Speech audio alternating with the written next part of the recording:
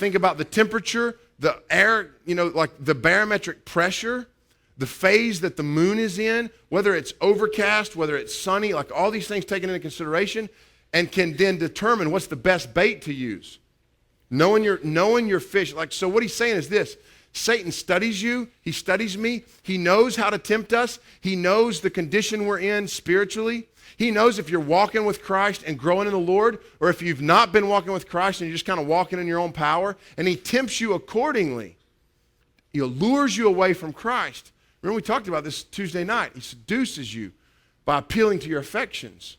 It's a powerful picture. But then listen, this is equally powerful. Each person is tempted when he's lured away by his own desire, So it's that which is inside of us that we're tempted by.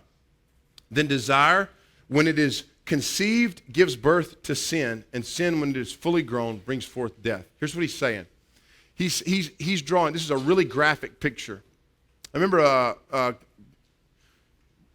couple years ago, it's been 2.5, 3 years ago now. It was the end of 2006. Little and I found out we're pregnant with our 4th kid. We're pumped. I was so excited. I was like, this is going to be awesome. Have another kid. It's going to be amazing. And we have been blessed to have 3 healthy pregnancies, 3 healthy kids. 4th baby, she carried it for some time, and then in the spring of that year, the next year, she lost that baby. Okay? I remember, and I can't, I can still remember the joy that came with finding out we were going to have that child, the excitement that came with that. We were celebrating. We're like, we always nickname our kids when they're in the belly. Kilby, we nicknamed her Godzilla. Tuck nicknamed him Maximus. We don't find out if they're boys or girls. We just give them nicknames. It's funny. Rocky's pregnant right now. Zach has given that child the name Hashbaz, which I think is amazing. It should stick. But I remember we had given this kid a nickname and everything, and it was like, we're talking about this child where, there's excitement, there's joy, and then we find out the child's dead, like in the womb, dead. The picture that he's painting is the idea of giving birth to a stillborn child. He's saying sin, when you dive into it, it momentarily gives you some sort of excitement and pleasure. If anything, the lead up to diving into that sin is exciting, but as soon as you've dived into it, it brings about death, like spiritual death, like there's no satisfaction, there's sorrow, there's pain for the believer. For the unbeliever, there's just an emptiness and no satisfaction at the end. Nothing. Bertrand Russell, the great philosopher, Spencer told me this last night, but he was an atheist philosopher who wrote a book called Why I'm an Atheist, or rather, Why I'm Not a Christian. This man gave his life to philosophy, and in the end, rejecting God, said, I've spent my life searching for peace and joy, and I have found neither. He was rich. He was loaded. He had international fame as a philosopher. People reading his books to this day in secular institutions. No peace, no joy. That's the idea. It brings death. Sin brings death in this life and in the next. There's no hope. When you love the things of the world, you will be disappointed, I promise.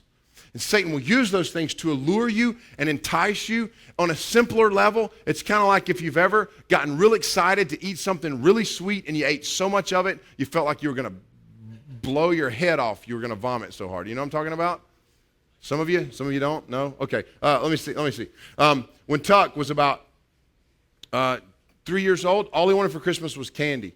Until he was 3, he didn't want any toys. Anytime you asked him what he wanted candy. Somebody give him $1. What are you going to buy with that? Candy. Well, it's all he cared about. And so that Christmas, we got him a little John Deere Gator riding thingy. Put that in the living room floor. I thought he's going to go nuts when he sees us. We bought it off of some friends whose kids had outgrown it. This is like the best present ever. Well, over here is his stocking full of candy. And he comes in Christmas morning. He's got one of those little onesies on, like kind of fleece onesies. And he waddles past, steps over the John Deere Gator, pushes it out of the way, goes for the candy. Like, it's Christmas Day, let's let him eat all he wants. It's like 6:30 in the morning. He sits down on the couch like Jabba the Hutt, eating those frogs in the Star Wars movie. Sits down and he starts eating those little round chocolate balls with the aluminum foil on them. Tin foil, you got to peel it off. Starts eating them. Hershey's Kisses, just eating chocolate. I forget about him. That's bad parenting. Terrible parenting. I'm putting together toys for the girls.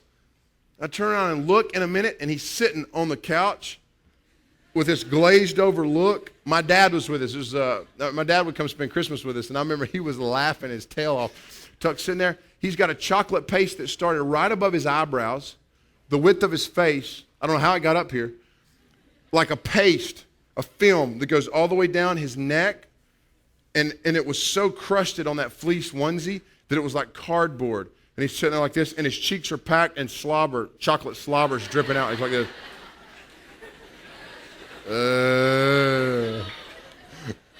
I was like, Chuck, come with me, buddy. I'm going to spit that out, he'll clean him up. That's the picture of pursuing the desires of the flesh, being allured away and enticed, and then indulging in that. Here's the picture. It doesn't, you think it's going to bring satisfaction, but it doesn't. It doesn't. It brings sorrow. It brings sickness. It brings pain. I got to move quick. I got two more points. He says the desire of the flesh, and then he says the desire of the eyes. What's he talking about? He's talking about marketing. He's talking about, so here we're talking about guarding your eyes. Like the things of this world are the things that you see and desire. Each of us, if we really thought about it, each of you desire something material right now. I know in my mind there's something that I really desire materially, that I really like to have. And it has to do with hunting. And it costs too much money, so I can't buy it. And so I have to be careful. And I'm like looking at the Cabela's catalog, and I've seen the picture about 600 times, and it doesn't change. It's a one-dimensional picture. Like, whoa, look at that. That's cool. Yeah, it was cool the last 6 times you looked at it, Like, but think about what is it that you physically desire, some tangible thing. And he's saying, guard against that. Be careful. Be careful. He's not saying it's sinful to desire something and have it. It's not sinful for that. But it is sinful for that to control you to the point that it drives you. That desire motivates you. And the way that we see the desires of the eyes played out, so evident in marketing, like TV commercials, you know what I'm saying? Billboards, magazine ads. You ever been driving down the road? You're so hungry, you see a sign for Steak and Shake, you're something happens in your body and in your mind. You start self-destructing to get to Steak and Shake, We're driving down the road not long ago. I love Hardee's thick burgers. I love them. I love hamburgers. I love cheeseburgers. I'm like that dude on Popeye, the hamburger burger man, whatever his name was. I think I'm getting confused with another character. But anyway, what's his name? Wimpy. Thank you. I had 63 people yelling something. It's hard to tell. Okay, Wimpy. I don't want to be like Wimpy. Not a good role model. But anyway, I'm driving down the road, and I was really hungry, and I passed a Hardee's. I have these things, I call them adult epiphanies. It's where I realize, wait a minute, I'm an adult. I can do this.